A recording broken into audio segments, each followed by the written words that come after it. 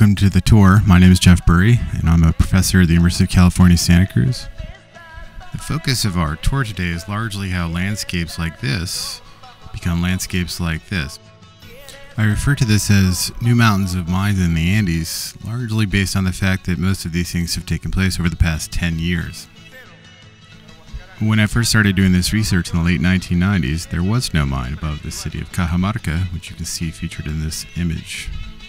Before we go to the Andes, I'd like to introduce the mining corporation responsible for those landscapes, this Newmont Mining Corporation. Now, they're nearly 100 years old, the second largest gold producer in the world. Newmont is based in Denver, Colorado, and controls about 27,500 square miles of land across the planet. In 2010, Newmont produced about 5.5 million ounces of gold that were directly attributable to its operations. And overall, it produced about 6.5 million ounces of gold due to its relationships with other companies. Now, this production has increased significantly, as well as sales, due to huge demand over the past few years. In the past year alone, the price of gold has increased 25%, and the gold operating margin for the company has increased 30%. The rapid growth of profits for the company have also fueled a significant expansion strategy. This includes new mining projects near current operations and includes what the company suggests as some of the most prolific mining jurisdictions in the world. In 2011, Newmont projects that it will spend about $300 million in exploration activities near its current operations and about $60 million in new greenfields operations. These exploration activities are intended to create significant growth for the company, and over the next 6 years, the company intends to increase its production by about 35%.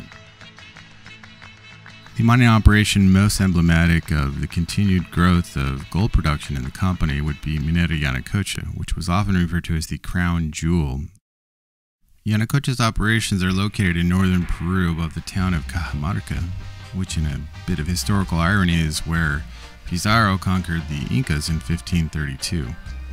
About 150,000 people live below the mine, which occupies about 1,000 square hectares. Its first operation was a place called Maki Maki, which began in 1993. This particular operation, as you can see from the three installations, includes an open pit, a tailings pile, and a separation pond. This is the form that cyanide heap leaching takes, and the operations themselves have spanned a whole variety of areas. That particular pad that we're looking at right now is one of the largest cyanide heap leaching pads in the world.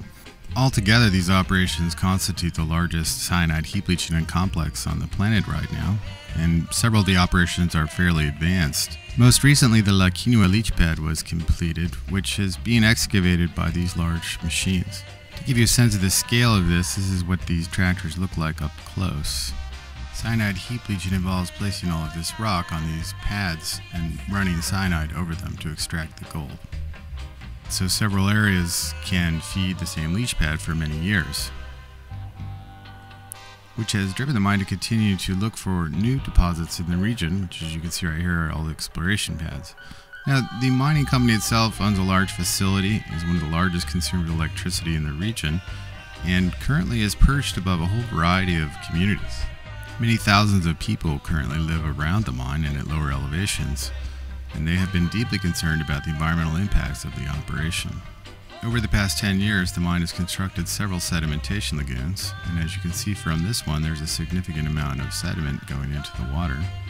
Another area of concern has been the actual town of Cajamarca itself, largely because all of the machinery, equipment, and fuel has to go up through the town.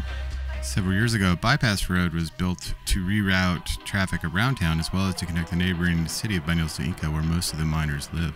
While looking into the future, there are several new mining expansion projects, including Michiquillay, Minas Congas, and a few other places that promise to leave this region as one of the premier gold producers for the next few decades.